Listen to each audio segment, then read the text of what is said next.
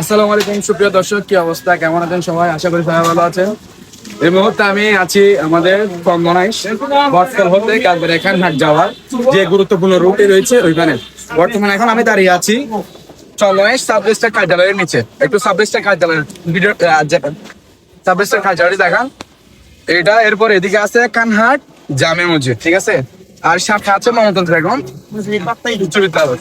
তো এই রুটটা নিয়ে অনেকবার ভিডিও করা হয়েছে, এর আগেও নালা নিয়ে অনেক সমস্যা সম্মুখীন হয়েছে মানুষরা, কিন্তু কোনো রকম কারো কর্ণপাত হয়নি।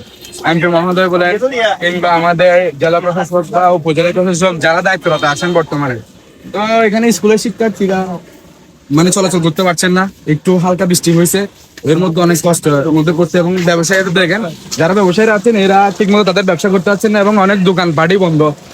তো এতবার ভিডিওর মাধ্যম দিয়ে এই রোডটা কমপক্ষে প্রতিদিন না হলে 30 থেকে 40 হাজার মানুষ এদিক দিয়ে যাওয়া আসা করে। এখানে 4-5টি শিক্ষা প্রতিষ্ঠান রয়েছে, মকবুলা মাদ্রাসা থেকে শুরু করে গাছবাড়ি সরকারি কলেজ থেকে শুরু করে গাছবাড়ি সরকারি school, Mumtaz Begum school, sub district কার্যালয়।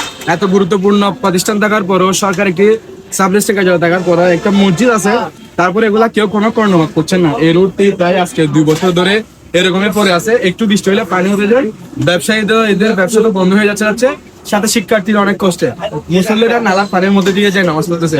এটা আসলে যদি আপনারা যারা দায়িত্বরত আছেন আপনারা একটু কর্ণপাত করেন, আমরা একটু সুদৃষ্টি দেন যাতে মানুষ চলাচল করতে পারে। এই ভিডিও করতে করতে বলতে আর বলতে ইচ্ছে করতেছে না। সাধারণ মানুষ ওই কথা শিখে গেছে, আমাদেরকে বলে ভিডিও করার জন্য আমরা ভিডিও করি, এতটুকু মানুষ দেখে কিন্তু কোনো কাজ হয় না। আসসালামু আলাইকুম।